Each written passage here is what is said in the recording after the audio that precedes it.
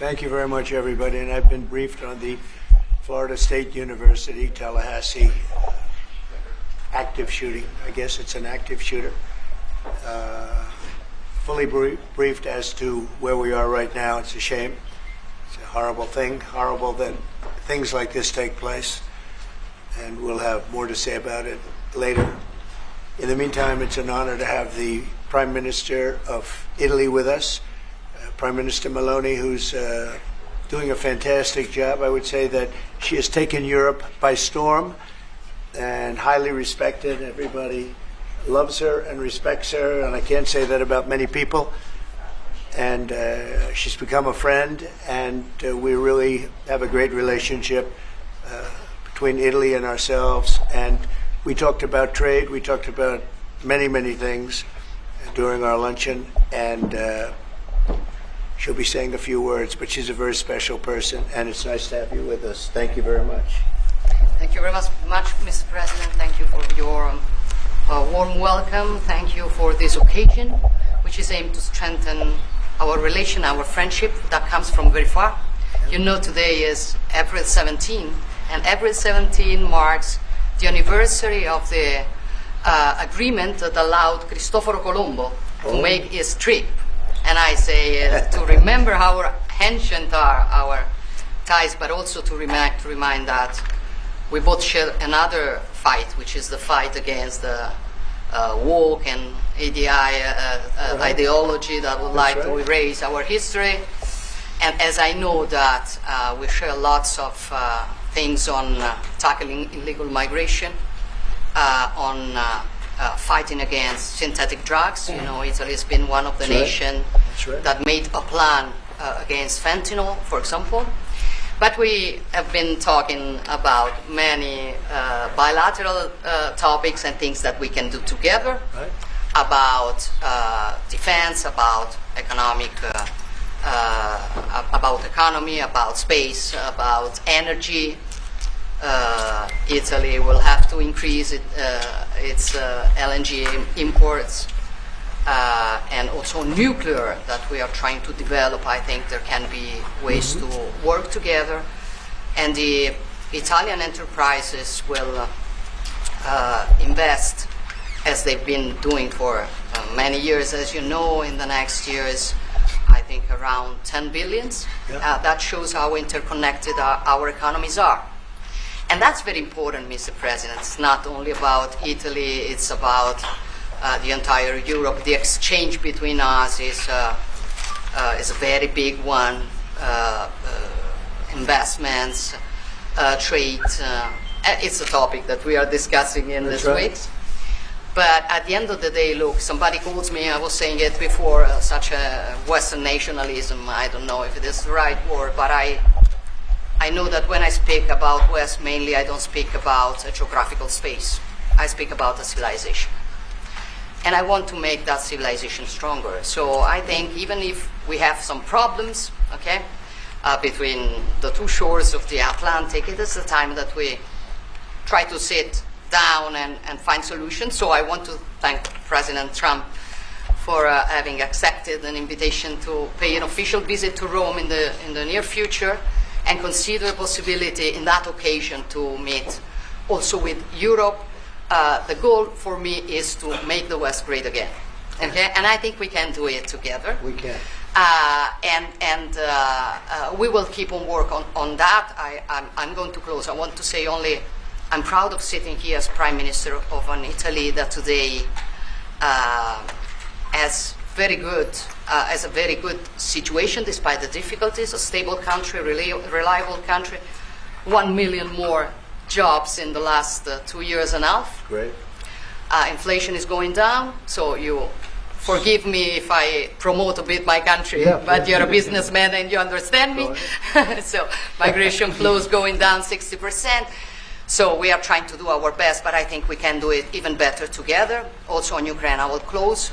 Together we've been defending the freedom of Ukraine. Together we can build a just and lasting peace. We support your efforts, Donald. Good. Thank you. Thank you very much. And I think we're doing well in that effort, but we want to get it done, and we'll see if we can. We want to save on average, think of it, every week 2,500 people are being killed, mostly soldiers, Russian, Ukrainian soldiers. And if we can save those lives, that would be a very good thing. And so we'll see what we can do. And I think we're getting close, but we'll let you know very soon. And you've been very helpful. I appreciate it. Thank you. Any questions? Mr. President, on Russia, Mr. President, how much longer does Vladimir Putin have to respond to your ceasefire proposal before you put secondary tariffs or sanctions on Russia? We'll see what that will be. We're going to be hearing from them this week, very shortly actually, and we'll see. But we want it to stop. We want the death and the killing to stop. Mr. President, on Jerome Powell, you said that the termination of Jerome Powell cannot come fast enough. He says he won't leave, even if you ask him to. Oh, he'll leave. If I ask him to, he'll be out of there. But I I don't think he's doing the job. He's too late, always too late, a little slow, and I'm not happy with him.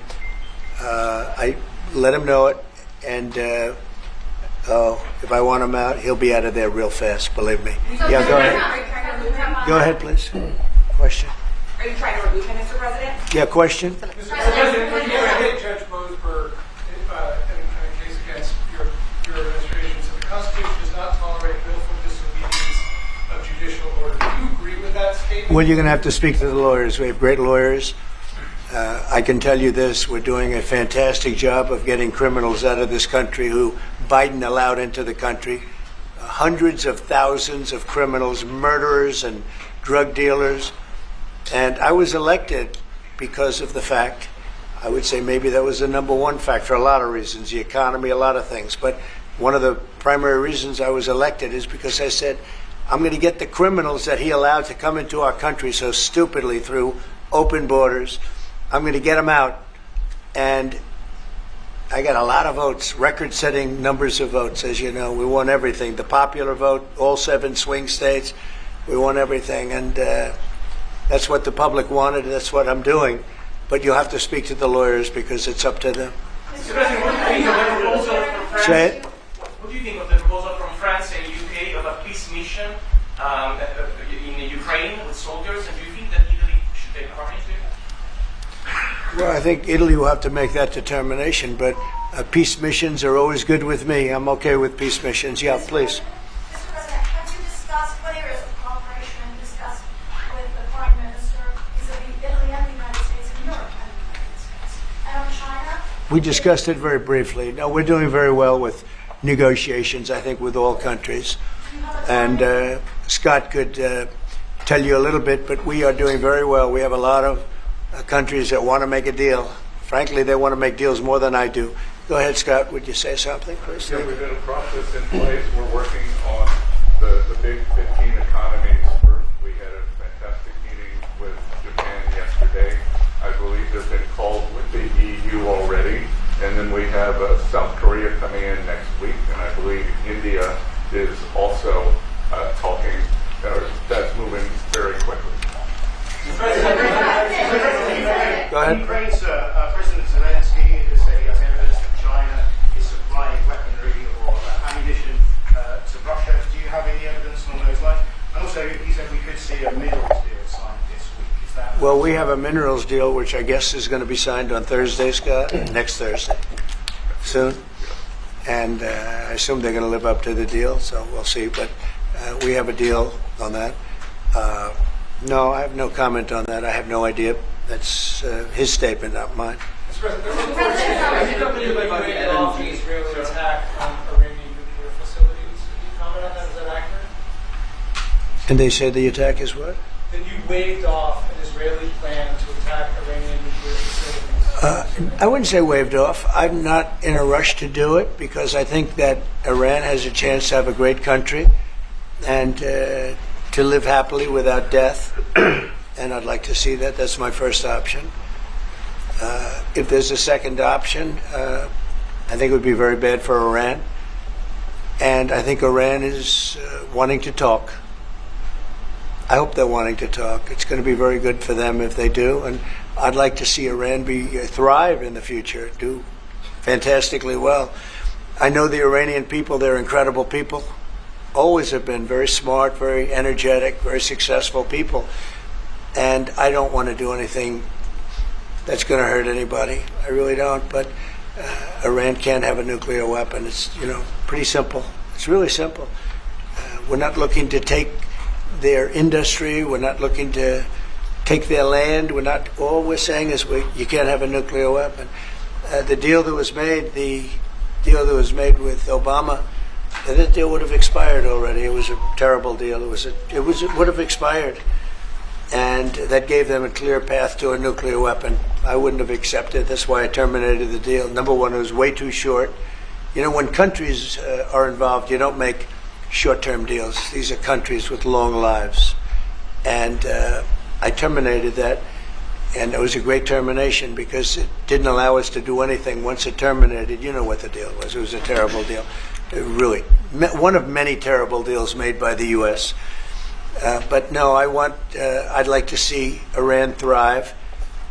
And they can do that, I think, very easily, or they can do it the other way. The other way is not going to be good for them. It's going to be really bad for them.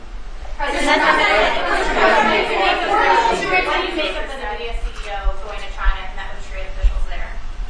Well, Jensen's an amazing guy. He's become a friend of mine, and I don't know, he's a person that's very proud of our country. He loves our country. I'm not worried about Jensen at all. Mr. President, we're holding you in contempt. Will you take steps to return Kilmar Abrego Garcia to the United States and put him in front of a judge? Well, I'm not involved in it. I'm going to respond that by saying you'll have to speak to the lawyers, the DOJ. I've heard many things about him, and we'll have to find out what the truth is. But I will say this, we were inundated by millions of people, many millions of people during the Biden administration. They say 21 million. And a big percentage of those are criminals, serious criminals. I'm not saying just criminal because they came into the border illegally. I'm saying they're criminals at the highest level, murderers. Many of those people murdered more than one person, and they're on the loose. And I was elected to get rid of those criminals, to get them out of our country, or to put them away, but to get them out of our country. And I don't see how judges can take that authority away from a president. We've done an amazing job, Tom Holman, Kristi Noem. We have done an amazing job. Nobody can believe the job we've done. Far greater than what I said. I mean, I got elected on that, but we've done much better. We have right now 99% border. It's a 99%. Nobody thought that would even be, nobody's coming through our border practically. 2 weeks ago we had 9 people come through, all for medical reasons. We allowed them, we brought them through because one had a heart attack, one had something else, and, all for medical reasons. We have a great border. We had a great border 4 years ago, but we have a border now that's even tighter, and we did that in a matter of weeks. And no, we have to, we need to get murderers and drug dealers and people that were in jail for horrible, they released jails, Georgia, from all over the world. They released them, not just South America, all over the world, the Congo and Africa. Many, many people come from the Congo. I don't know what that is, but they came from the Congo. And all over the world they came in, opened their jails. Venezuela, practically all of their prisoners released into our country. We took them because we had an incompetent administration called the Biden administration. And to think what they've done to our country. And I was elected to straighten that out, and I'm doing that. But we have activist judges that don't want murderers to be sent out of our country. They don't want killers and drug dealers and drug lords and people from mental institutions. They want them to stay in our country, I guess. I don't know, maybe that's the liberal way, or as they call it nowadays, the progressive way. But I don't think it's the way that our country believes, and that's why I won in a landslide. Okay. Mr. President, you did say that you are confident these deals will be done, but you also said that you're in no rush. Americans are seeing prices rise. They're seeing it on their bills. How long can they expect that pain to last? So they've already seen it get much better, because if you were truthful, which you're not, I know you very well, you have gasoline that hit $1.98 yesterday in a couple of states. You have gasoline's way down. The price of oil has dropped substantially. The price of groceries are substantially down. The price of eggs. You know, when I came in, they hit me with eggs. I just got there. I was here for 1 week, and they started screaming at me, eggs have gone through the roof. I said, I just got here. I was there for 7 days, and I hear that eggs have gone through the roof before I got there. And they were screaming at me, the press, the fake news, like you're fake. And the fake news is screaming at me, like, about eggs. I said, I've only been here, this is my 7th day. And they were right. They went up 87%, and you couldn't get them. They said, you won't have eggs for Easter, which is coming up. Happy Easter, everybody. You won't have eggs for Easter. And we did an unbelievable job, and now eggs are all over the place, and the price went down 92%. And our Commissioner of Agriculture, Brooke, has done a fantastic job. They really have done a fantastic job. So prices haven't gone up. The only thing that's gone up, actually, is interest rates, because we have a Federal Reserve Chairman that is playing politics. Somebody that I've never been very fond of, actually. But he's playing politics. Interest rates should be down now. They should be coming down. In Europe, as you know, they reduced them, I guess 7 times. It looks like they're going to reduce them again and again and again. But our guy wants to play cute. But interest rates are pretty much even. Maybe they went up just a slight bit, but that's the only thing. But that's because of the Federal Reserve, because they're not very smart people. Do you regret Go ahead. Yes, sir, please. Go ahead, Do please. you regret nominating him, Jerome Powell? Look, in the first 4 years, we had the greatest economy in the history of our country. Stock market went up 88 points. I think he's terrible, but I can't complain because we had the most successful administration economically in the history of our country. I think we're going to do even better this time because you will see that the numbers that we're taking in are astronomical. We're taking in tremendous amounts of money with the tariffs. We were treated very unfairly on trade, and countries are having a hard time getting used to the fact that they can't do that to us anymore because we have a real president. We have a president that understands what it's all about. We had presidents that, in some cases, were smart, but they didn't understand business, or they didn't like business, or, you know, it wasn't like a priority. And then you had, like, the last administration, the only thing they were good at was cheating in elections. That's about all they could do. They couldn't do anything. They were useless. They were incompetent. Worst administration in the history of our country. Worse than Jimmy Carter. Jimmy Carter died a happy man. You know why? Because he wasn't the worst president. Joe Biden was. So I think you're going to see some fantastic numbers when this all happens. It's happening now. I mean, everybody wants to make a deal. And if they don't want to make a deal, we'll make the deal for them. Because that's what's going to happen. We'll just say, this is what it is. But we want to listen to everybody. And I think I can say for Scott and the other people that are working on it that we're listening and we're going to be very fair to people. But, you know, we're the one that really sets the deal, and that's what we'll be doing. Okay? Yeah, go ahead, please. Please. A question to our Prime Minister. Oh, you have a great Prime Minister. You're so lucky. Yes. In italiano? Oh, yes, that's right. Ok. I'm not sure they do agree. Presidente Meloni, volevo sapere cosa pensava del fatto che il Presidente Trump ha considerato responsabile Zelensky della guerra in Ucraina e poi se avete parlato delle spese militari e qual è il limite massimo a cui ha detto che può arrivare l'Italia, le percentuali delle spese militari. Non abbiamo parlato dei limiti massimi a cui può arrivare l'Italia, abbiamo parlato del fatto che l'Italia sta mantenendo i suoi impegni perché arriverà al prossimo vertice della NATO con il 2% che era già previsto, che è stato sottoscritto dai governi precedenti, perché siamo una nazione seria, ma non abbiamo parlato poi di quanto vada aumentata questa percentuale, anche se siamo ovviamente consapevoli che insomma, il tema della difesa sia un tema particolarmente importante di questo tempo. Per quello che riguarda la guerra in Ucraina, lei sa come la penso che ci sia chiaramente diciamo ci sia stata un'invasione e che l'invasore da quel punto di vista fosse Putin e la Russia, ma non è questo che diciamo oggi quello che rivela il fatto che insieme vogliamo lavorare, stiamo lavorando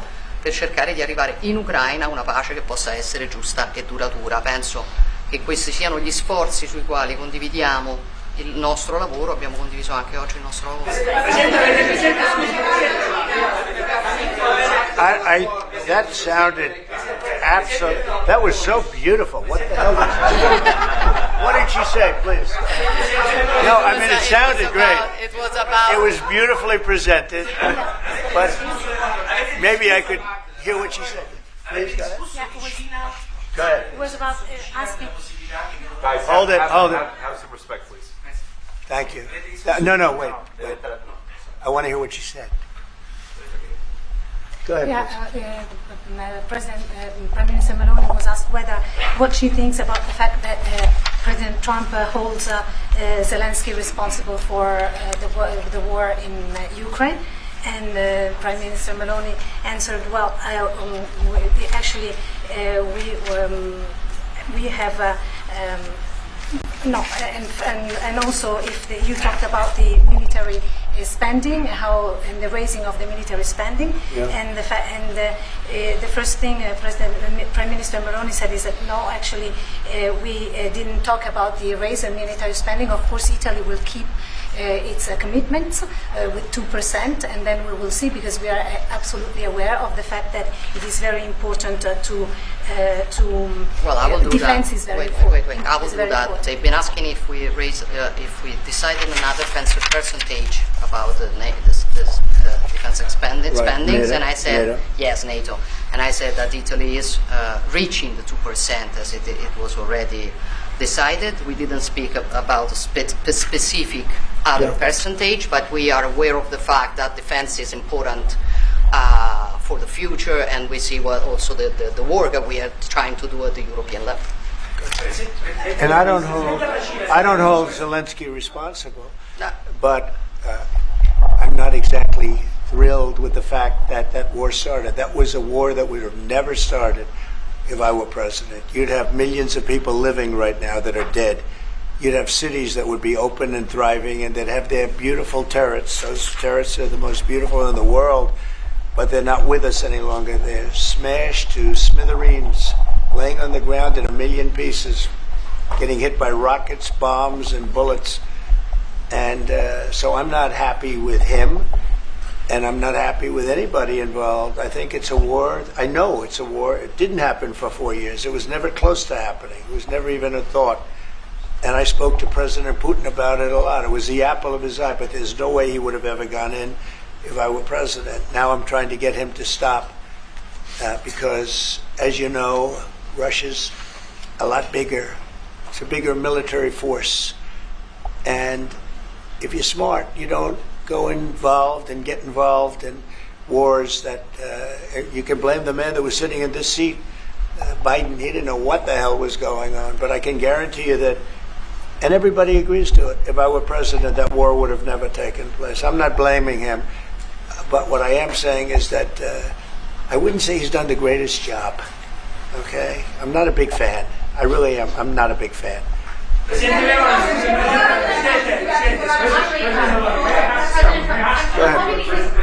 ahead. Go ahead. Presidente Meloni, avete discusso di Cina e della possibilità che l'Europa ponga dei dazi, diciamo, sulla Cina. Mr. President, are you sure about the definition of parasite of European? Could you say again that the European are parasites? It's never said. Could you say again that The European. Have you said that Europeans are parasites? Yeah. Have you said it? No, I haven't said. I don't know. He didn't say it. I don't even know what you're talking about. Actually. Go ahead, please. Go ahead. No, wait. Next. Go. Thank you. Prime Minister Meloni just said we want to make Europe great again, and we want to do it together with the United Sure. West, yeah. Did you? I guess that's what you said, Mr. Prime Minister. How are you going to do that? And are you looking to do it to counter China, who is really trying to gather influence against the United States with the help of extraordinary? I hope that Europe is going to be great again. Europe is going through a lot of problems, and a lot of it's having to do with immigration. And I'm not a big fan of Europe and what they've done with immigration at all. And I think they got to get smart because Europe is being very badly hurt by what they've done with immigration. Now, I'll say this, that the Prime Minister has taken a very tough stand on immigration. And I commented to her before, I said, I wish more people would be like you having to do with that subject, but they're not. Europe is very important to me. Europe is very important to the world. I want Europe to do very well. I think they have to get a lot smarter on immigration. But we are beginning doing it. You've all seen now the policies of the European Union in the last, let's say, 2.5 years have been changing. Okay, at the beginning we were talking only about how we were redistributing illegal migrants coming to Italy. Now we are talking mainly about how to stop illegal migration, work with the countries of origin and transit, and to return people. The European Commission just did the new rules about repatriations and things like that. So things are changing, thanks also to the example that Italy brought in lowering the rates of illegal migration. So we are working now together. So I'm optimistic on that. Good. I hope so. Go ahead, Liz. Go ahead. I'd like to ask President Meloni if you have discussed the option of starting deal with Italy on supply communications, and President Trump, if you want to see the Google company going up. The Google what? The Google company. What about Google it? business. If you want to see it going up. Separate. Go ahead, please. Oh, well, we didn't discuss about Starlink. We've been discussing about defense space. We will work together also in the Mars missions. So there are big things to do together, but we didn't discuss it. Prime Minister,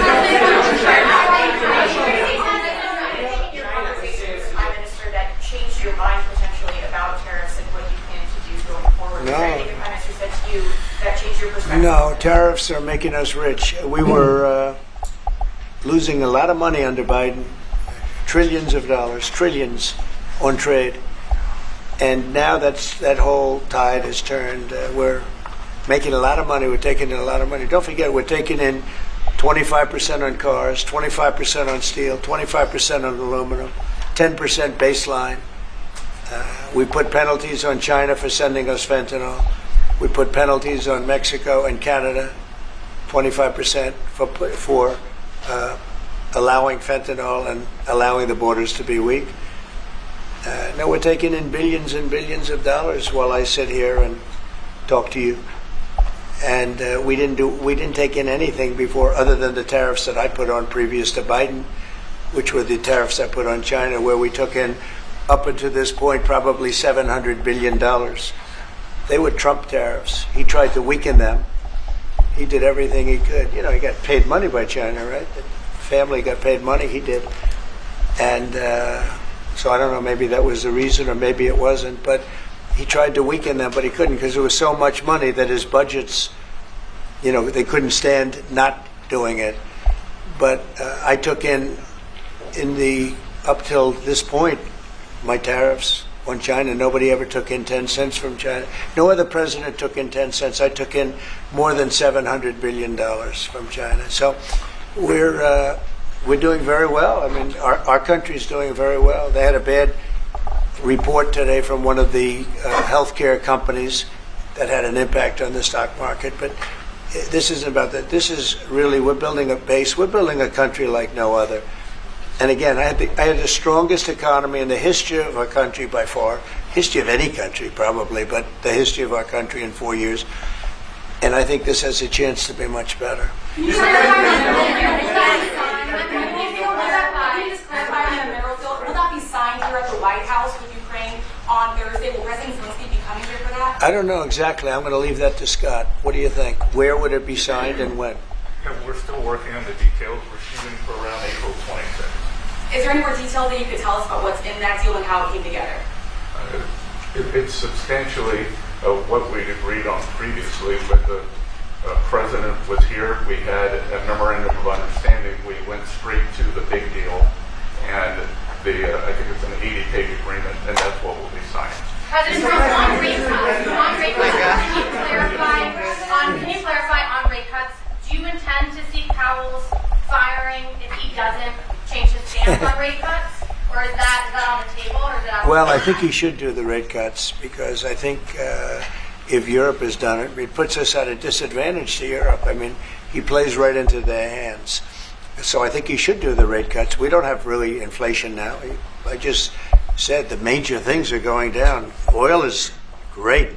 Oil is way ahead of schedule, and that's because of our policies. But oil is down into the $60, $65 range now per barrel. And I told you, in certain states we have less than $2 for gasoline. And food is down. Groceries, as we call it, are down. Other than interest rates, everything's down. Interest rates are pretty flat. They're not. It's not that they're up, but we should be better than flat. We should. If he would lower the interest rate, I think it would have a good impact on that too. But the costs are down. We have very little inflation. I would say we have essentially no inflation. Hard to have inflation when oil goes down, and oil goes down. When Biden came in, oil went through the roof. That's what caused our problem. That and his very dumb spending. But when the oil prices go down, and they have gone down a lot, we've gotten it down really good. We've opened it up and we've gotten them down. And that means that people driving cars are going to be paying $2 and $2.50 instead of $4.50. And, you know, even at the end, they tried just for the purpose of the election to get it down. But they had really lost that sucker. That was really, it was not good.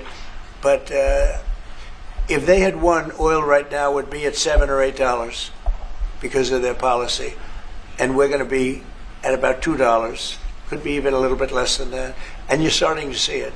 So I don't know how you can have inflation when oil has come down quite a bit. And I would say the Fed really owes it to the American people to get interest rates down. That's the only thing he's good for. And he would have an effect on that if he lowered them. And I think at some point he will. He's going to have a lot of political pressure. You know, they are political also. And I think there's a lot of political pressure for him to lower interest rates. Okay? Yeah, go ahead. Sorry. Please. Do you think that Italy can be your best ally in Europe? And also, do you ever notice when you walk into step on hands? Only if the Prime Minister remains the Prime Minister can it be our best. she's doing a great job. And yeah, certainly one of our great allies, not just in Europe, anywhere. She's a fantastic person and doing a great job. And our relationship is great. And we have a lot of Italians in this country, I tell you, and they like Trump, and they voted for Trump. Anyway, thank you very much, everybody. Thank you. Thank you. Thank you. Thank you, guys.